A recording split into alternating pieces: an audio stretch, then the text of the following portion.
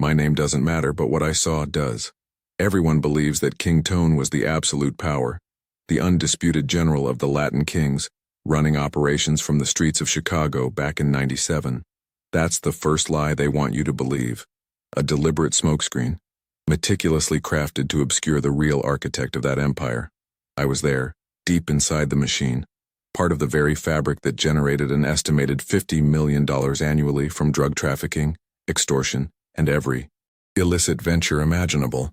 From the outside, the violence was the public face, the chaos they wanted you to see. But beneath that visible brutality, there was a different kind of force, a silent, corporate efficiency that made the street-level chaos possible. It was a truth I stumbled upon, piece by agonizing piece, a revelation that rewired everything I thought I knew about power. The media, the authorities, they all chased the visible targets, the men like King Tone, draped in notoriety. They pointed to the kings on the chessboard, never realizing there was another player, a hand unseen guiding every move from the deepest shadows. My journey into that labyrinth wasn't just about survival. It became an unwitting excavation into the true nature of control. Who was this enigmatic figure, capable of orchestrating such a vast, violent enterprise from the confines of a federal penitentiary? How could an invisible, intellectual force command an empire built on explicit violence from behind bars? These were the questions that haunted me, questions that slowly, painfully began to unravel the very fabric of my world. The answers were far more chilling than any street legend. I entered that life, not out of inherent malice, but from a desperate attempt to forge order, to provide for a community utterly starved of legitimate opportunity. I saw a chance to protect my family, my neighbors, from rival gangs and systemic neglect, envisioning a new Latin kings focused on community uplift. But that vision quickly dissolved into a tightening web of escalating violence and control, trapping me deeper than I ever imagined. This isn't just a confession. It's a reconstruction of how I came to understand that the perceived leaders were merely puppets, their strings pulled by a phantom master. This story will reveal the identity of that shadow figure, how I uncovered their chilling modus operandi, and how this profound, dangerous truth almost cost me everything, leaving me with a freedom that feels more like a life sentence. I entered that life not with a criminal heart, but with a desperate hope to mend what was broken around me. Chicago in '97 was a landscape of despair, where legitimate opportunity was a cruel mirage, and the streets were a battleground for scraps. I saw the Latin kings, not as an engine of destruction, but as a distorted reflection of community, a means to create order where there was only chaos. My motivation was simple, deeply human: to shield my family, my neighbors, from the relentless tide of rival gangs and the crushing neglect of the system. I genuinely envisioned a new Latin kings, one focused on uplift, on protecting our own, a stark contrast to the brutality that defined the outside perception. That naive vision, however, was quickly devoured by the harsh realities of the machine. The talk of community uplift became a thin veil over a tightening web of escalating violence and absolute control. Within weeks, I was embedded, not in a movement but in an enterprise generating an estimated $50 million annually from every illicit venture imaginable. The street-level chaos, the visible brutality, was just the surface. Beneath it, I started to glimpse a different kind of force, a silent, almost corporate efficiency that made the whole monstrous operation possible. I was trapped, deeper than I could have ever imagined, a cog in a vast, dehumanizing mechanism. My early days were a blur of raw instruction and visceral exposure to the gang's grim methods. I learned the precise art of intimidation, the swift, unforgiving response to perceived slights. The hierarchy at first glance seemed straightforward. Local leaders answered to regional Incas, and at the very top stood figures like King Tone, the undisputed general, the one everyone believed held absolute power. The men I reported to, like El Fantasma, a regional commander whose reputation preceded him in whispers of concrete and blood, commanded fear and unquestioning loyalty. Their word was law, their presence enough to silence a room. I recall one particular meeting, deep in a dilapidated warehouse on the city's south side, the air thick with the smell of damp concrete and stale cigarette smoke. It was a gathering of high-ranking Incas, a rare assembly where significant directives were passed down. Among them was a man named Ricardo the Enforcer Morales, a figure of almost mythical dread on the streets. Ricardo was known for his icy demeanor, his brutal efficiency, and a complete lack of fear. He was the kind of man who could make seasoned enforcers tremble, his gaze alone promising swift, irreversible consequences for any transgression. The meeting was tense, as always, but Ricardo seemed particularly on edge, a subtle tremor in his usually steady hands as he reviewed a stack of reports. Suddenly, a junior runner, barely out of his teens, entered, carrying a single folded fax page. He handed it directly to Ricardo, who took it with a solemnity I hadn't seen from him before. This wasn't a verbal command from a higher-up, not a phone call. It was a piece of paper, delivered by a kid, yet it held an undeniable weight that visibly altered the most feared man in the room. Ricardo unfolded the page, his eyes scanning the brief, almost clinical text. The room was silent, every man's gaze fixed on him. As he read, a chilling transformation swept over his face. The usual hard lines of his jaw softened. His eyes, typically devoid of emotion, flickered with something I could only describe as profound, immediate subservience, almost fear. He didn't question, didn't rage, didn't even comment. He simply nodded, a slow, deliberate motion, then folded the fax with meticulous care, tucking it into his inner jacket pocket as if it were a sacred relic. His fear, his unquestioning obedience to that simple, almost insipid directive from a prison cell, was palpable. That was the moment the first crack appeared. In everything I thought I knew about power within the Latin kings, Ricardo the Enforcer Morales, a man who could order a dozen brutal deaths without blinking, had just received a simple piece of paper from someone he couldn't even see, and he reacted with an immediate, unquestioning deference that was utterly bewildering. Who could command such absolute, unthinking obedience from a man so terrifyingly powerful? It was a question that began to gnaw at me, a silent, unsettling whisper that suggested the visible leaders, the ones we all feared and followed, were merely puppets, their strings pulled by a phantom master from the deepest shadows. That moment with Ricardo and the fax wasn't just a crack. It was the first piece of the wall crumbling, revealing a deeper, chilling truth. Everyone on the street, even the highest-ranking Incas, believed King Tone was the undisputed general, the ultimate authority. But seeing Ricardo's unthinking deference to a simple piece of paper, a directive from a federal prison cell, began to rewire my understanding of power. This wasn't King Tone's doing. This was the work of El Maestro, a name whispered with a different kind of reverence, one laced with an almost intellectual dread. His methods were unlike anything I'd ever witnessed in the criminal underworld. No flashy displays of dominance, no brutal enforcers at his side, just a cold, calculating mind, operating with an almost surgical precision from behind bars, orchestrating an empire through whispers and unseen directives. He was the ghost in the machine, and I was just starting to see his hand. I saw his chilling efficiency firsthand, not long after that warehouse meeting. There was a problem with a rival gang, not a street war or a turf dispute over a block, but a subtle economic encroachment. They were undercutting our street prices in a specific zone, slowly siphoning off our customer base, a quiet bleeding of our profits. Most of us expected a swift, violent retaliation, a show of force to send a clear message. But the directive from El Maestro was different.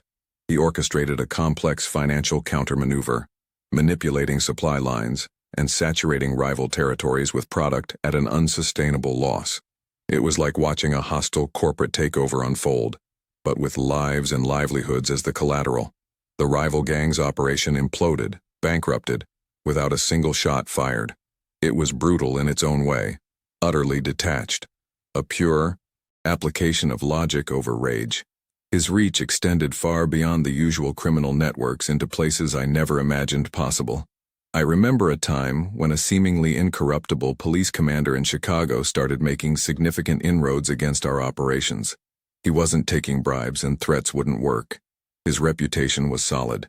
We thought he was untouchable, but El Maestro saw him as just another chess piece. Instead of violence or direct intimidation, he orchestrated a subtle campaign of psychological warfare. False rumors were planted within police ranks, Fabricated intelligence leaked to discredit the commander with his superiors. There was even a high-profile legal battle, unrelated to us, that El Maestro anonymously funded for the opposing side, draining the commander's resources and reputation. The man was eventually transferred, his career derailed, never knowing the true source of his downfall. It was a chilling display of control, a phantom hand guiding destinies from afar. These weren't isolated incidents. They were lessons, painful and terrifying, in the true nature of El Maestro's power. He didn't rule through brute force. He ruled through an almost academic understanding of systems, of human psychology, of financial leverage. From his prison cell, a place designed to isolate and contain, he managed to cultivate an image of discreet professionalism, a cold, calculating intellect completely antithetical to the chaotic, violent world he commanded. He was the invisible CEO of a multi-million-dollar criminal enterprise, pulling strings from the deepest shadows, making the street generals, the king tones, seem like mere middle managers, interchangeable and expendable. It was a profound, deeply unsettling revelation, stripping away every illusion I had about who truly held the reins and who was merely a puppet on a string. There was an Inca, a man named Emilio, who I'd known since before the kings, a quiet, reliable presence in a chaotic world. He was a few years older, a mentor in some ways, and we shared a history that went beyond the gang's strictures. Emilio handled logistics for a crucial drug pipeline, a delicate operation that required precision and trust. His mistake was small, almost laughable in its triviality. A miscalculation in a payment transfer, a few $1,000s off, easily rectifiable, but it caused a minor ripple in the grand scheme. No drugs lost, no arrests, just a clerical error that momentarily tangled the ledger. Anyone else, any other boss, would have issued a stern warning, maybe a fine, then moved on. But El Maestro operated differently, his reach extending even to these minute infractions. My initial reaction, and that of others, was to expect the usual brutal correction, a beatdown perhaps, a public shaming, or maybe a demotion. That was the King Tone way, the street way.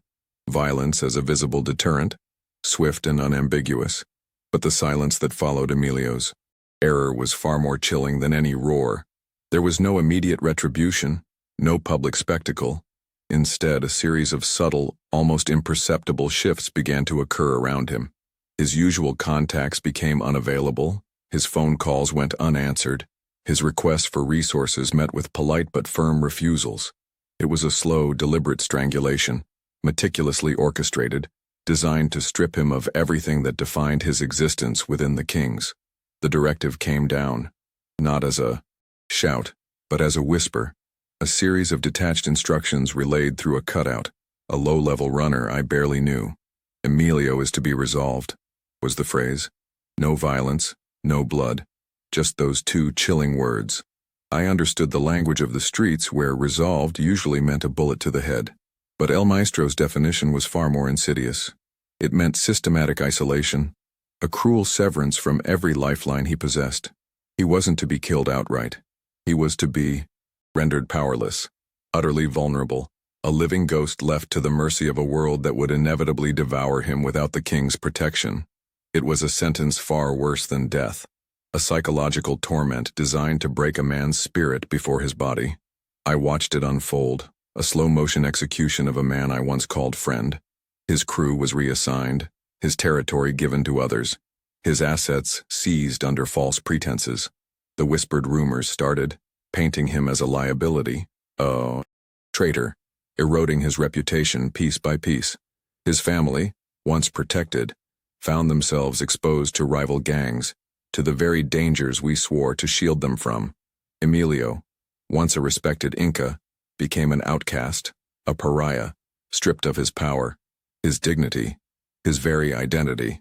He walked the streets a dead man, a target for every rival looking to make a name for themselves, or for anyone within our ranks, seeking to curry favor by finishing El Maestro's cold work.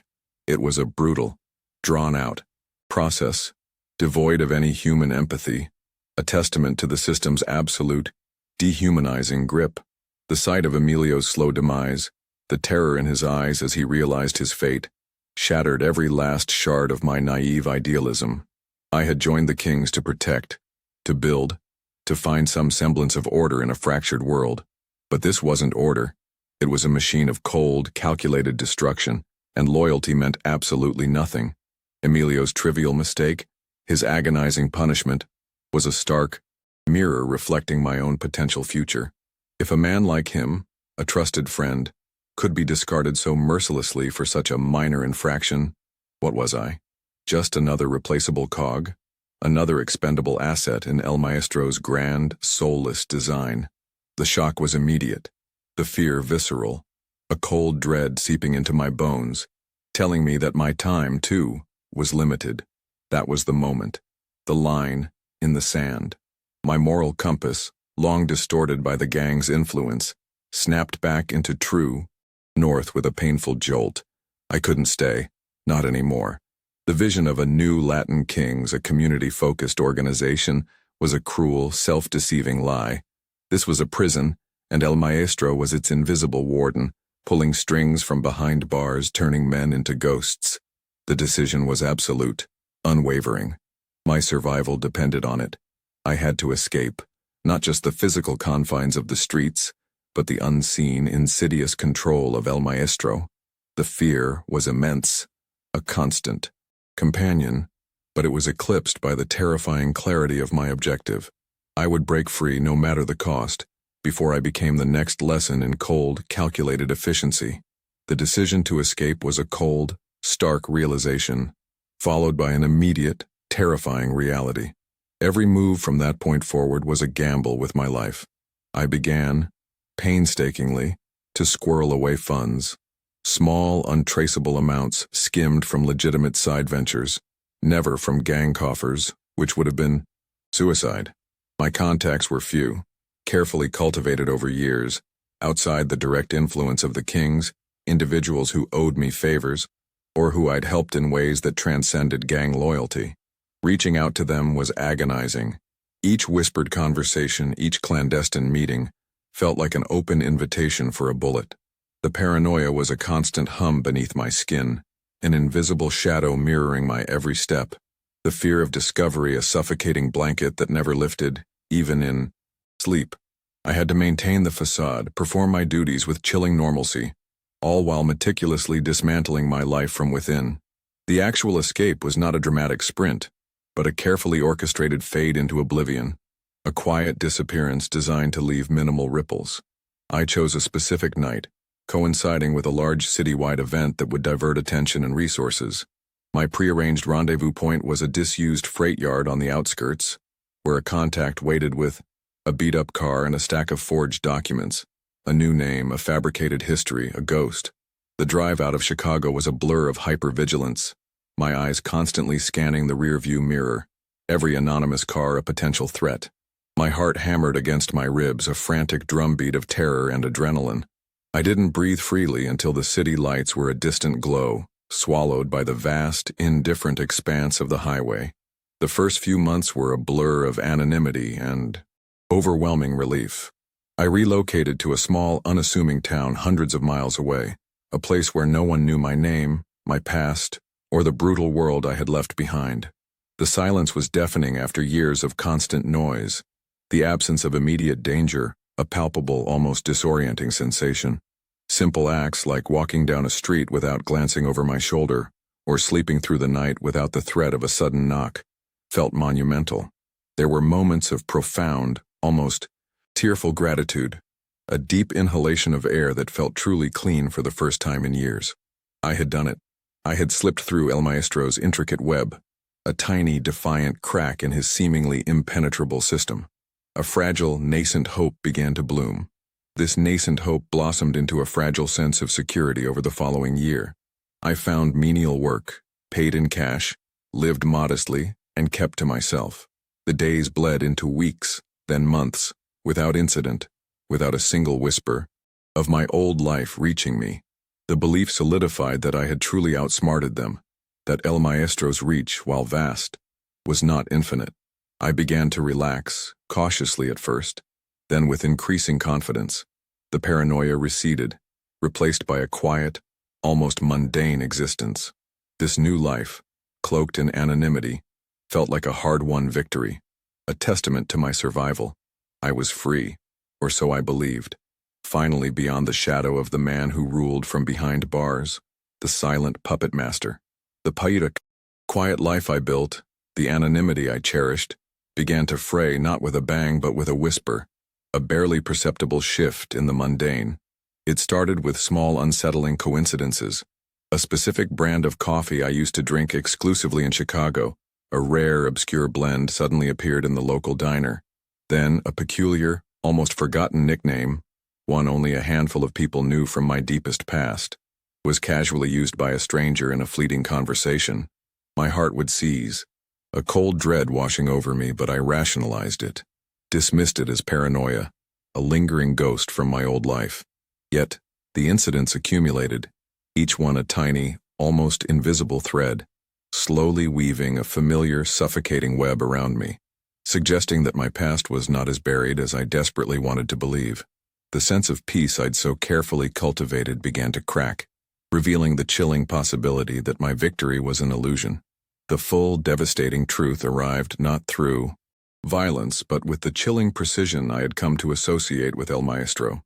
I was working a late shift, washing dishes in the back of a small diner, when a man walked in, impeccably dressed, a stark contrast to the usual clientele. He sat at the counter, ordered a coffee, and waited. He didn't look at me directly, but his presence was a palpable weight. When he left, a small folded napkin lay on the counter. Inside, written in a precise, almost elegant script, were two words: "Welcome, home." It wasn't a threat, not a demand, but a declaration, a silent, terrifying acknowledgement that my location, my new identity, every detail of my fabricated life, was known. The blood drained from my face. This was El Maestro's hand, extending far beyond the prison walls, reaching into the quiet corner I had dared to call safe. My escape, I realized with a crushing, sickening clarity, had not been a triumph of cunning or luck. It had been an elaborate, meticulously orchestrated permission slip. El Maestro hadn't just allowed me to leave. He had wanted me to. My flight served a purpose, a chilling demonstration of his absolute unseen power. I was a living example, a ghost story to be whispered among those who contemplated defying him. My very existence outside his direct command was a testament to his reach, a reminder that even when you thought you were free, you were merely moving within the confines of a larger, invisible cage. He hadn't needed to kill me, or even pursue me. My freedom was a more potent weapon, a living advertisement of his omnipresence, a psychological leash that would forever bind me wherever I ran. That day, the fragile edifice of my new life crumbled, replaced by a cold, hard truth. I was not free. My escape was not an end, but a new beginning to a different kind of sentence. The constant vigilance, the gnawing anxiety, the perpetual fear of a knock at the door. These were not relics of the past, but the permanent conditions of my existence. I live now in a freedom that feels more like a subtle psychological prison. Every shadow holds a potential emissary, every stranger a silent message. I carry the weight of El Maestro's knowledge, an unseen chain that binds me more effectively than any physical one. The world sees a man who escaped, but I know the truth. I am merely a pawn in a game I can never truly leave, a living testament to the chilling, unseen power of the ghost in the machine.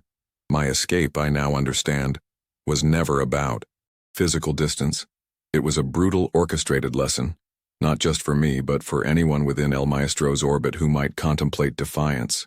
His power isn't derived from brute force or visible intimidation, but from an almost academic understanding of systems of human psychology and the leverage points within any hierarchy. He doesn't need to be present.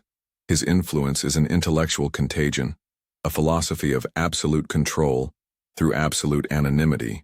He is the invisible CEO of a multi-million-dollar criminal enterprise, pulling strings from the deepest shadows, making the street generals, the kingtones, seem like mere middle managers, interchangeable and expendable. This understanding, born of my own agonizing journey, strips away every illusion about who truly holds the reins and who is merely a puppet on a string, even the ones who think they've cut them.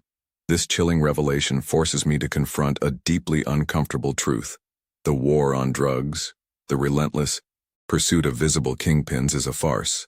While authorities chase the roaring flames, El Maestro, the silent architect, continues to build the engine that fuels the fire, adapting, evolving, always unseen. True power doesn't scream, it whispers. It doesn't display, it operates in the deepest shadows, making every arrest a temporary setback, never a fatal blow. My freedom, then, is a cruel joke, a psychological prison without walls. I live with the constant gnawing fear, the perpetual anxiety that every shadow holds a potential emissary, every stranger a silent message. I am forever bound, a living ghost, a testament to the chilling, unseen power of the ghost in the machine.